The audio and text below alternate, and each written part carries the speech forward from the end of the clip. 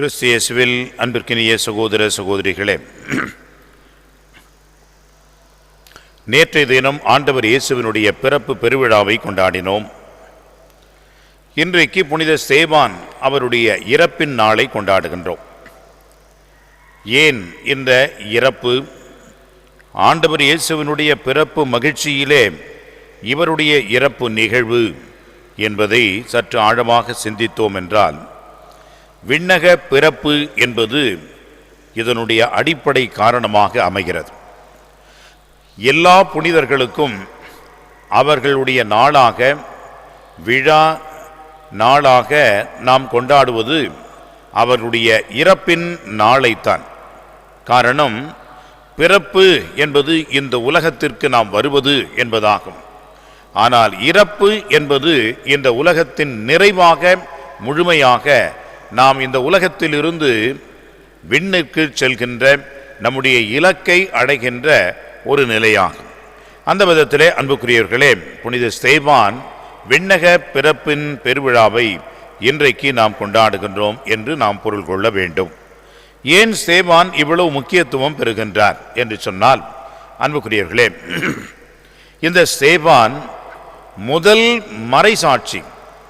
இந்த ஸ்தேவான் முதல் இந்த திருப்பணியாளர் என்று சொல்லக்கூடிய வகையிலே இவர் சேவை செய்வதற்காக தேர்ந்தெடுக்கப்பட்ட ஒருவர். மூன்றாவதாக, இந்த ஸ்தேவான் இயேசுவின் பாணியிலே தன்னுடைய இறுதி இறப்பை ஏற்றுக்கொண்டவர். இந்த மூன்றும் மிக முக்கியமான ஒன்று. முதல்ல பாருங்கள், ஸ்தேவான் என்று சொல்லக்கூடியவர் முதல் மறைசாட்சியாக இருக்கின்றார். இந்த மறைசாட்சி என்று சொன்னால் என்ன?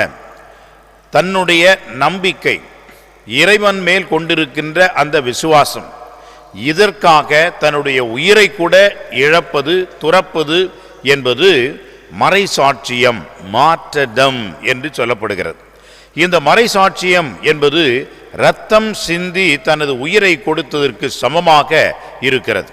ஏனென்றால் ஆண்டவர் இயேசுவோடு இணைந்து இவர்களும் இந்த இரத்தம் சிந்தி அந்த விசுவாசத்திற்கு சாட்சியமாக இருக்கின்றார்கள். சமீபத்திலே நம்முடைய தமிழகத்திலே ஒரு பொது நிலையாளர் இந்த ஒரு மறைசாட்சி என்ற ஒரு பெருமையையும் மிகப்பெரிய புனித தன்மையையும் அறிக்கையிட்டு பெருமைப்படுத்தப்பட்டார். தேவசகாயம் என்று சொல்லக்கூடிய ஒரு பொது நிலையினர் இந்த ஒரு மேலான மகிமையையும் இந்த ஒரு பெருமையையும் பெற்றார். அவரும் ஆண்டவர் இயேசுவின் மேல் கொண்டிருந்த அந்த நம்பிக்கை, விசுவாசத்திற்காக தனது உயிரையே கொடுத்தார். அதே போன்றுதான் ஆண்டவர் இயேசுவுக்காக முதலாக தனது உயிரை கொடுத்த ஒரு மறைசாட்சி என்று சொன்னால் அது ஸ்தேவான் என்பவர்தான். அன்புக்குரியவர்களே, இந்த ஸ்தேவான் என்று சொல்லக்கூடியவர் ஆண்டவருடைய பணியிலே அமர்த்தப்பட்டவராக இருக்கின்றார். ஆண்டவருடைய பணி என்று சொல்கின்ற பொழுது, தொடக்க காலகட்டத்திலே திருத்தூதர்கள் என்று சொல்லக்கூடியவர்கள் நற்செய்தி பணியை ஆற்றினார்கள். இந்த நற்செய்தி பணி என்பது பிறரன்பு பணிகளோடு சேர்ந்து இடம்பெற்ற ஒன்றாகும். எவ்வாறு ஆண்டவர் இயேசு நற்செய்தியை அறிவித்தார், அறிவித்ததோடு மட்டுமல்லாமல் புதுமைகள் வழியாக மக்களுக்கு நன்மையை, நற்செயல்களை செய்தார். எனவே புதுமைகளும் போதனையும் இரண்டும் இணைந்தே ஆண்டவருடைய வாழ்விலே பார்க்கின்றோம். அதே போன்றுதான் திருத்தூதர்கள் நற்செய்தியை அறிவித்தார்கள், அதே போன்று புதுமைகளையும் அவர்கள் நற்செயல்களையும் செய்தார்கள். அப்படி நற்செயல்களை செய்வதற்காக தங்களது நேரம் அதிகமாக ஆகிறது என்பதனால் அவர்கள் டீக்கன்ஸ் என்று சொல்லக்கூடிய திருத்தொண்டர்கள் என்பவர்களை உருவாக்கினார்கள். அவர்கள் இந்த சேவையை செய்வதற்காக, இந்த மக்கள் நல பணிக்காக அவர்கள் ஏற்படுத்தப்பட்டார்கள். அந்த வகையிலே ஸ்தேவான் என்ற மறைசாட்சியும் முதலாக அவரும் இப்படிப்பட்ட இந்த பிறரன்பு பணியை செய்வதற்காக ஏற்படுத்தப்பட்டவர். இவர் இந்த பணியை சிறப்பாக செய்தவர் என்ற பெருமையையும் அவர் பெறுகின்றார். மூன்றாவதாக, இந்த ஸ்தேவான் ஆண்டவர் இயேசுவை போலவே தனது இறப்பின் நிகழ்வை அமைத்து கொண்டவர். இயேசு எவ்வாறு குற்றம் சாட்டப்பட்டார் என்று சொன்னால், தூய ஆவியின் வல்லமையால் அவர் சொன்ன வார்த்தைகளை அவர்கள் தாங்க முடியவில்லை, ஏற்றுக்கொள்ள முடியவில்லை. எனவே பொறாமையால் அவரை என்ன செய்தார்கள்? அவரை கொலை தண்டனைக்கு உட்படுத்தினார்கள். அவர் கடவுளின் மகன் மெசியா என்று தெரிந்தும் கூட அவரை கொலை செய்தார்கள். அன்புக்குரியவர்களே, இங்கே இந்த ஸ்தேவான் என்ற மறைசாட்சி தூய ஆவியால் நிரப்ப பெற்று அவருடைய போதனைகளை கேட்ட இவர்கள் அவருடைய போதனையை கேட்க முடியாமல் அவர் மேல் பொறாமை கொண்டு அவரை கொலை தண்டனைக்கு உட்படுத்துகின்றார்கள். அன்புக்குரியவர்களே, என்ன அந்த தண்டனை? கல்லால் எறிந்து கொல்ல வேண்டும், சாகடிக்கப்பட வேண்டும். காரணம், இவர் தேவதூஷணம் செய்துவிட்டார், சொல்லிவிட்டார் என்பதுதான் அங்கே குற்றம். அன்புக்குரியவர்களே, இன்றைக்கும் பல இடங்களிலே இது போன்ற பழக்கங்கள் அல்லது சட்ட திட்டங்கள் இருப்பதை கூட நாம் பார்க்கின்றோம். நமது நாட்டிலே செடிஷன் என்று சொல்லக்கூடிய ஒரு சட்டம் இருக்கிறது. அந்த சட்டத்திற்கு உட்பட்ட வகையிலே அவர்களுக்கு எந்த ஒரு வாய்ப்பும் கிடைக்காது. உடனடியாக அவர்களுக்கு தண்டனை தான். ஏனென்றால் அவர்கள் நாட்டுக்கு எதிராக, தேசத்திற்கு எதிராக பேசிவிட்டார்கள் என்ற ஒரு அடிப்படை. அதை எப்படியெல்லாம் ஆட்சியில் இருக்கின்றவர்கள் பயன்படுத்தி ஒன்றும் தெரியாத எளிய ஏழை மக்களை, ஒன்றும் தெரியாத சமூக நற்பணியாளர்களை எல்லாம் கொன்று குவிக்கின்றார்கள் என்பதை பார்க்கின்றோம்.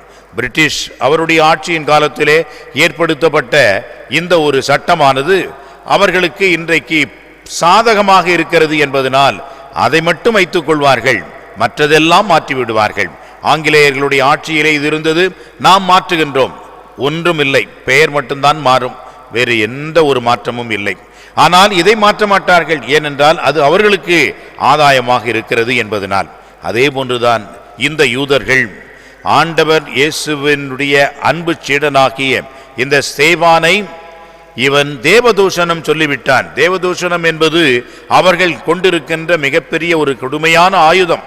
அதற்கு வேறு எந்த ஒரு உதவியும் கிடையாது, யாரும் உதவ முடியாது. அவரை கொலை செய்ய வேண்டும் என்ற ஒரே தண்டனைத்தான். அந்த வகையிலே அவரை கொலை செய்கின்றார்கள். அன்புக்குரியவர்களே, அப்பொழுது ஆண்டவர் இயேசுவை போன்றே அவர் வேண்டுகின்றார், இவர்களை மன்னியும் என்று வேண்டுகிறார். தந்தையே, உம்முடைய கையில் என் ஆவியை ஒப்படைக்கிறேன் என்கின்றார். சாவை தாமாக ஏற்றுக்கொள்கிறார்.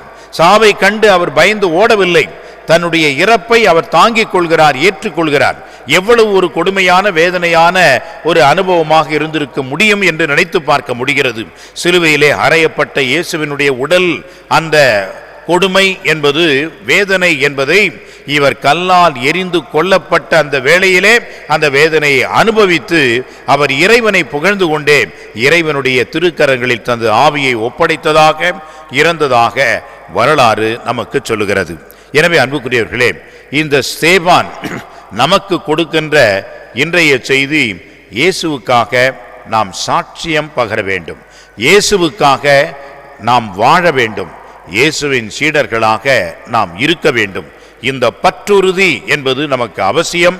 நமது உயிரே போக வேண்டிய தருணம் இருந்தாலும், அதுதான் வேத கலாபனையாக இருந்தாலும், அதற்கும் நாம் துணிந்தவர்களாக இயேசுவின் சீடர்களாக, சாட்சிகளாக வாழ இறை அருளை வேண்டுவோம். ஆமென்.